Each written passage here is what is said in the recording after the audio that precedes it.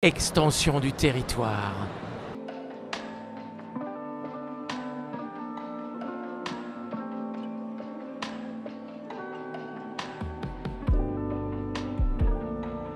Donc bonjour à tous. Bonjour. Bonjour. On se retrouve aujourd'hui en compagnie de quelqu'un que peut-être vous ne connaissez pas pour l'instant, mais vous allez vous rendre compte qu'en fait si, vous avez peut-être même grandi avec lui. On se retrouve aujourd'hui en compagnie de Marc Le Sœur. Donc merci beaucoup d'avoir accepté. Il n'y a pas de quoi, ça me fait plaisir. Moi, je tenais à préciser une chose avant de commencer l'interview. Je ne vais pas mentir. Oui. Je n'étais pas au courant que vous étiez derrière autant de voix. Bah, ça fait un petit bout de temps que je fais ça. Donc finalement, ça finit par s'accumuler. Et puis, je pense que j'ai eu pas mal de chance. On m'a donné quand même beaucoup de rôles plutôt sympas. Peut-être le talent aussi, hein, parce que... c'est à vous de décider ça. Je moi, dirais rien là-dessus. Oui. Vous êtes un comédien de doublage qui, pour moi, de base, était, dans mon imaginaire à moi, la voix, par exemple, de Trunks. Ouais. Mais en fait, je me suis rendu compte que vous êtes la voix de beaucoup de personnages qu'on côtoie, et pas uniquement dans l'univers du manga. Ça peut être aussi dans les séries, ça peut être aussi dans des films. Oui. Moi, je trouve ça vraiment impressionnant. Hein. En fait, moi, j'ai commencé tout gamin. J'avais mon premier doublage, en fait, je devais avoir 7-8 ans, et c'était le petit chat Berlioz dans les Aristochats. D'accord. Voilà.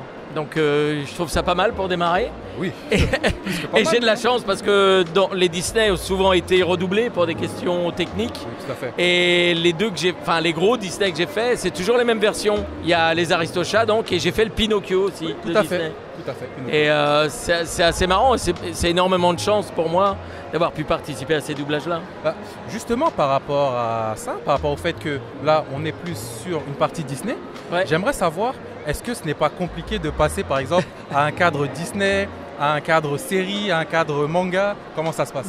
En vrai, il faut être... Alors, c'est vrai que quand tu es comédien et que tu fais du doublage, il faut vraiment être très souple. Il faut toujours être disponible et prêt à tout, presque. Et en fait, nous, on s'adapte aux personnages, que ce soit du Disney, que ce soit de la série, de l'animé.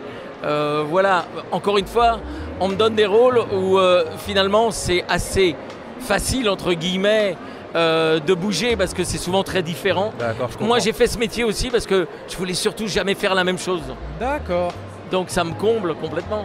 Mais, alors, ça, c'est intéressant parce que vous avez eu la chance de pouvoir faire plein de personnages différents, donc plein de contextes différents. Ouais. Mais est-ce que ça peut être intéressant pour vous de faire aussi un rôle sur du long terme, comme par exemple dans Dragon Ball Z, on sait que ça a été long. C'est hyper agréable d'avoir un rôle récurrent, c'est-à-dire qu'il va revenir, même de suivre un comédien, quand c'est pas du dessin animé, de suivre un comédien, tu apprends à mieux le connaître, tu retrouves, tu vois comment il joue les choses. Souvent aussi, on voit comment il évolue, et ça, c'est super. C'est vrai. Parce que par exemple, pour prendre l'exemple, Matt Leblanc, que je doublais dans Friends, qui fait Joey, en fait, je l'ai redoublé dans d'autres séries après, notamment une série, je fais de la pub pour cette série-là parce qu'elle est passée un peu inaperçue et il est très drôle. C'est une série qui s'appelle Épisode, que je conseille à tout le monde.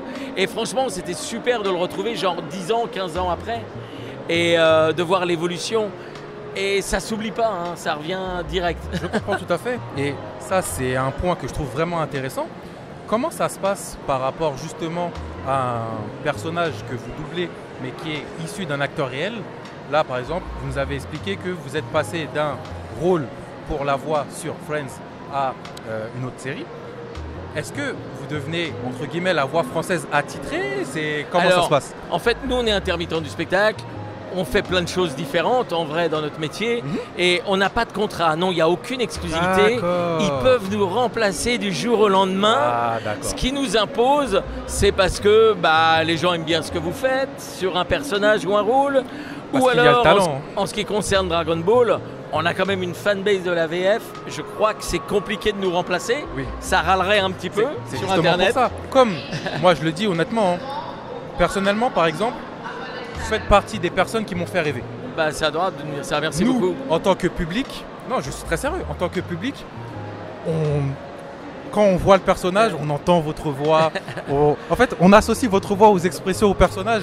C'est ce qu'on essaye. On essaye de bien faire notre travail. Donc normalement, ça veut dire, si tu me dis ça, ça veut dire que ça a pas trop mal fonctionné. C'est bien fait. Nous, on se rend compte de ça maintenant qu'on vient dans les conventions, maintenant qu'il y a les réseaux sociaux. Oui. On a des contacts parce qu'il faut savoir que, par exemple, pour Dragon Ball, quand on a démarré, il y a 25 ans presque maintenant, si ce n'est plus, on est tout seul dans le noir dans nos studios, on est tous là, on n'avait pas tellement de contact avec les spectateurs, avec le public.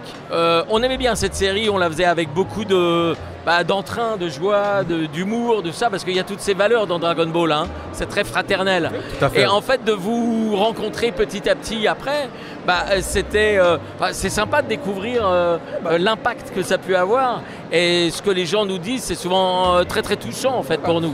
Même pour nous, moi je trouve ça très agréable de pouvoir mettre un visage derrière des voix de personnages comme je disais au début.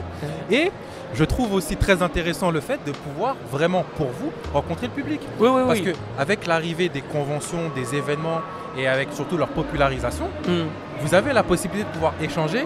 Et par rapport à ça, comment ça se passe? Je pense que la plupart du temps, les gens ils sont ravis de les gens sont super heureux. En plus, le doublage, il y a un petit côté ludique, la façon dont ça se passe. Les gens adorent qu'on raconte, qu'on leur explique comment ça se passe et d'avoir des petites histoires. Alors, c'est un peu ambigu parce que pour nous, un bon doublage, c'est aussi un doublage où on ne réfléchit pas au fait qu'il y ait des acteurs qui aient mis des voix françaises. Quand les spectateurs, moi, ce qui me fait un petit peu peur, je voudrais pas que ça dérange qu'on nous reconnaisse trop quand on regarde le film ou les séries. Mais les gens nous disent tout le temps qu'au contraire, ils ont énormément de plaisir à nous retrouver et à nous entendre. Parce que c'est très agréable. En plus de ça, c'est vraiment quelque chose qui est fait d'une manière où nous, en tant que spectateurs, on associe la voix réellement à ce qu'on voit, également au personnage, etc. Donc nous, obligatoirement, au bout d'un moment, vous devenez la voix de certains de nos personnages préférés. Et même si on associe à un personnage votre voix, si on la retrouve sur un autre personnage, la plupart du temps, c'est typiquement « Ah, mais c'est la voix de... Ah, mais... » C'est comme ça que ça se passe la plupart du temps. Non, mais ça, c'est super sympa. Et nous, ça nous fait plaisir, de toute façon, de rencontrer notre public, hein, bien sûr. D'accord. Et moi, j'aurais une autre question. C'est par rapport aux projets futurs.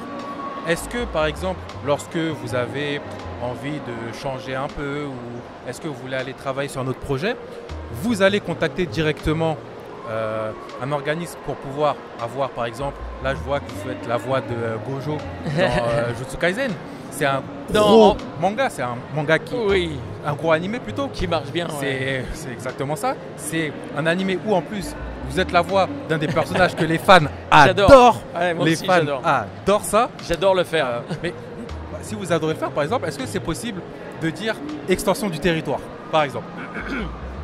Extension du territoire. J'ai envie de dire que beaucoup de fans de Jujutsu Kaisen vont être ravis grâce à ça. Et puis Gojo, il fait ça quand même aussi. Je vais te buter.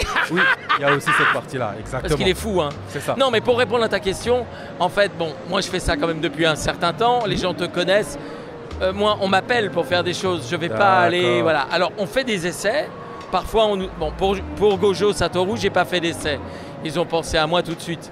Mais souvent, on fait des essais encore maintenant, des castings, pour voir si ça colle. Les diffuseurs, les clients demandent au directeur artistique de leur faire écouter. Souvent, tu as 3 comédiens qui viennent pour un rôle. On fait un casting, tu es choisi ou pas.